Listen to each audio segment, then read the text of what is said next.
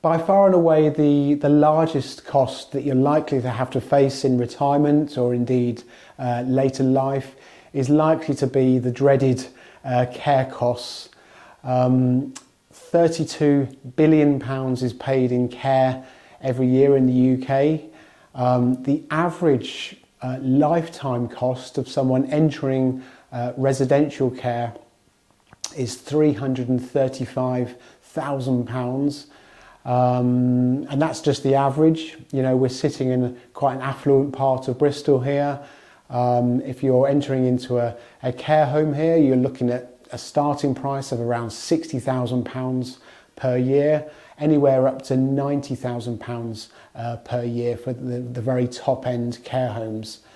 In terms of domiciliary care, where you're looking to bring in care to the home to help you with your care needs, for a live-in carer, you're looking at between £85,000 a year and £115,000 a year. If you're just starting your care journey, you're looking to bring in care to help you around the house, perhaps on a part-time or an hourly basis, you're looking at around £28 an hour to £40 an hour, you know, just depending on how complex your care needs are. So hopefully that kind of gives you an idea of the ballpark costs for care. In terms of the amount of time that you might have to spend in care, obviously it's very specific to individuals, your own health journey. Generally speaking, self-funders, you know, people who are paying for their own care or affluent people do tend to live longer than people who are being funded by the local authority. That's just the kind of the way of the world. So the average time spent in care for the top 10% of wealthy people in care is 6.5 years. The average long-term care annuity, we'll come on to that, is 4 years. So you're probably looking to budget, you know, around 5 years if you're looking to put together or ring fence a pot of money to pay for your own care. But obviously, again, it does depend very much on your own individual circumstances. Strongly recommend, we're talking about money here, to take specialist financial advice, ideally from a SOLLA recommended, SOLLA qualified financial advisor. That's the Society of Later Life Advisors, which is really the gold standard for helping and advising people with their money in later life. Apart from anything else, a suitably qualified specialist financial advisor in this area can recommend specialist care products which may form part of your own an important part of your own financial plan. Whereas these aren't available to general financial advisors. And of course, you know, taking recommendations from a financial advisor means that you're covered by the Financial Services Compensation Scheme, and you've also got the Financial Ombudsman to fall back on if anything was to go wrong. So strongly recommend that you take specialist later life financial advice. Before we move on to the ways to fund care, we just need to kind of make sure that we've properly established your self-funder status, the fact that you are having to pay for your own care. Before we do anything else, let's just go to first principles. So a self-funder is someone that's, you know, you've gone through your income and expenditure. You know, you've facing this new reality that your expenditure is far exceeding your income because of care costs. And basically you've got assets over £23,000. We're facing this situation where you're looking like you're going to have to pay for your own care. In terms of a couple of things to look out for, attendance allowance is a benefit which isn't means tested. It doesn't matter how much assets you have. Attendance allowance might be available to you. So if you feel that you might qualify for this, we have organisations or charities that can help you apply for attendance allowance. And the other big one is the NHS continuing healthcare. which basically means that if you have primarily a health issue, that the NHS will pay for your entire costs, including accommodation and care and everything. So that's obviously an extremely valuable benefit if you can get it. It's very hard to get. It's a very complex and strict application process. A multidisciplinary team have to assess your own specific case. If you feel that you're in that situation and it's only really available to the sickest in society, I would recommend taking some supporting advice in terms of the application. And if your appeal doesn't go your way, remember that you can also have support on the appeal process. So we'll be able to signpost you to trusted individuals that can help you with that. So just make sure that you've explored all different aspects to make sure that you are indeed a self-funder. More often than not, we're dealing with the attorney for the person that's needing care. So strongly recommend that you take out your lasting power of attorneys. I can't emphasize this enough. There's two lasting power of attorneys. There's a finance and property, which deals with bank accounts, savings, investments, pension decisions, decisions around the property, which is often quite a big area when you're kind of moving into care, paying for care costs, obviously. So really important to get that one in place. And the other one is the health and welfare, which deals with decisions around medication, living arrangements, even down to your day-to-day social activities, even as far as any decisions around life-sustaining treatment. So in this area of care, it's just absolutely crucial that you get your lasting power of attorneys organised. And also not just from a practical level, just to kind of get things done, also from for the benefit of the person, the donor, the person making the lasting power of attorney, is to communicate their wishes about how they want their affairs sorted, whether that's in the lasting power of attorney document itself, or as a side letter of wishes, which can be reviewed and changed year on year depending on how your wishes develop. So it's critical that you get it done. Not getting lasting power of attorneys doesn't even bear thinking about, because if the person was to lose the capacity, you'd have to apply to the Court of Protection to apply for a deputyship order, which is a horrible, expensive process. It can last months, if not years, to get these things through. And even at the end, it could mean that you have deputies which you wouldn't have wanted to deal with your affairs. So strongly recommend that you get your lasting power of attorney's documents done if you're in need of care or you're currently helping a loved one with their affairs.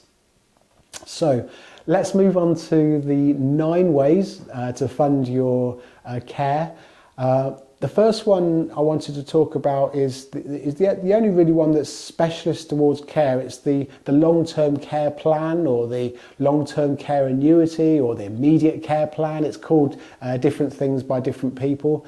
And it's quite an unknown or little well-known solution, really, even amongst care providers, care admissions teams, certainly amongst the ordinary financial advisor. It can only be recommended by a specialist financial advisor. And basically what it is that in return for a upfront lump sum investment, it pays a guaranteed income for life towards your care costs. And it's completely tax-free as long as it's paid to the care provider, the care home directly. That's a great advantage in this day and age. And the main advantage, the main benefit really is that it gives the family and the loved one in care a complete peace of mind to know that they're not going to run out of money, and that they can stay in that care setting of choice for life, because that's really, is generally speaking, the main concern, that the money runs out, or the catastrophic risk that the financial risk that the money just gets spent and spent and spent over the years, and all the kind of the savings go over time. So this is an amazing way of ensuring that you're ring fencing a certain amount of assets for care. So effectively you're capping your care costs by taking out one of these care plans, and it means that because you ring fenced a certain amount of money for the care costs, it means that you can do other financial planning with the rest of your assets. So for instance, you could set aside an emergency fund for if your care needs change or anything situation changes in the future. You could invest money for the family, you can do an inheritance tax planning, you can do all other different types of things with the rest of the money, knowing that your care is paid for. Because ultimately that's the biggest worry that people have, that how long is the care going to be, how long am I going to have to pay for care? It really depends on your own specific circumstances. And if nothing else, I would strongly recommend that you get quotations, you explore this, even if you don't end up taking one out, just to kind of give you an idea about how much this might cost. The quotes for these plans are done on a very individual basis. So they'll ask for GP reports, they'll ask for care home reports, they'll take into account your own health and care needs. So each quote is individual to that person. So it gives you a very good idea when you're doing your cash flow planning, when you're planning the future, when you're looking at all different types of solutions to pay for care fees. It gives you a pretty good starting point to look at your financial planning for care costs. So strongly recommend that you at least explore this option.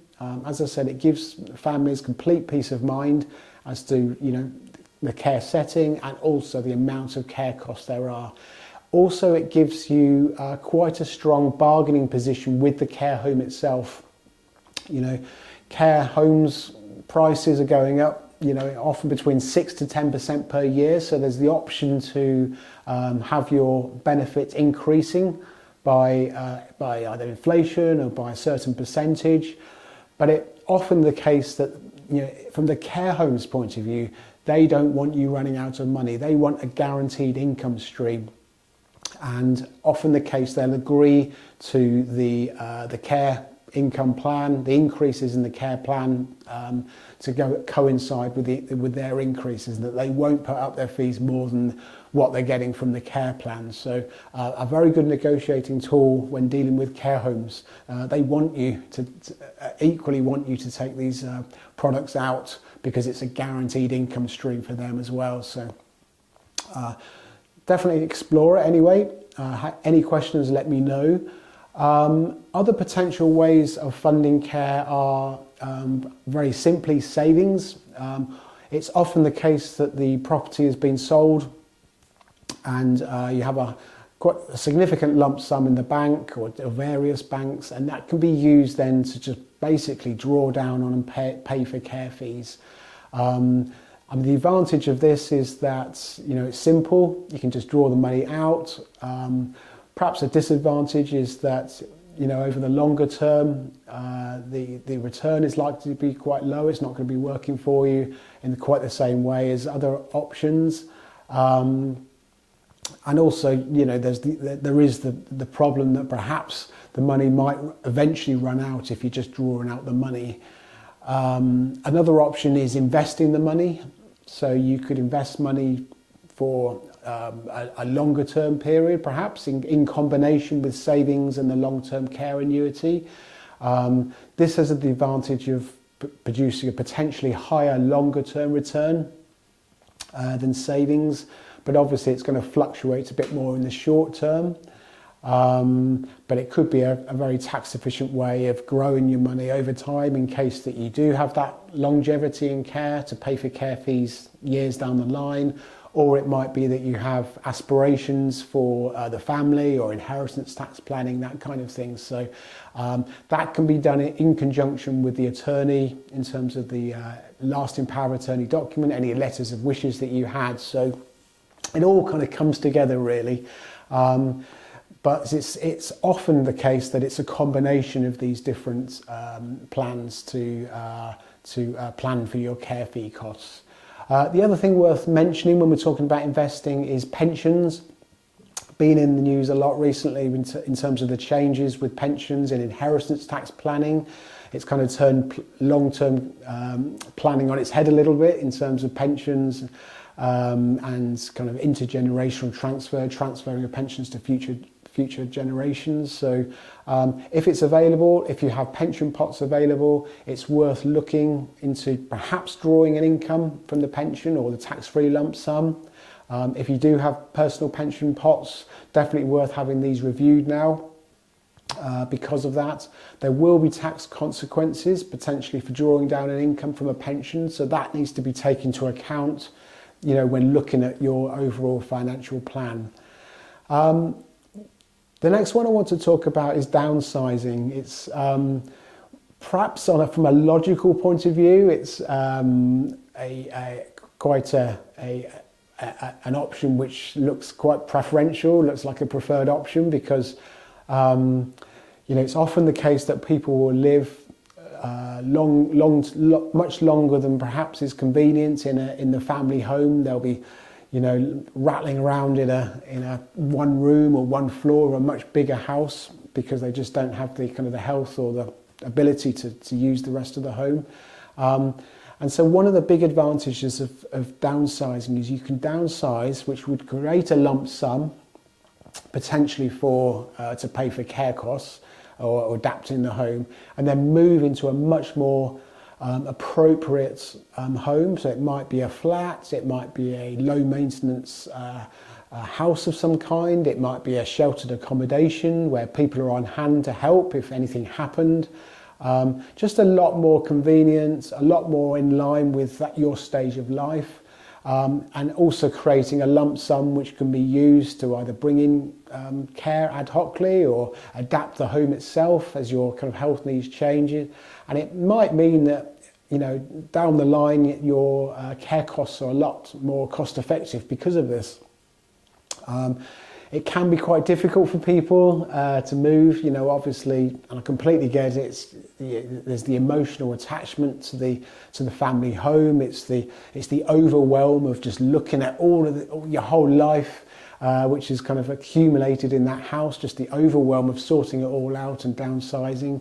And as I said, some people may never get to the stage, it's just too overwhelming for them. So if you are in the situation that it's possible to downsize and that you feel that you're at that time of life and perhaps you're starting to have issues, it's definitely worth considering. There's companies out there that can actually help you downsize and go through everything.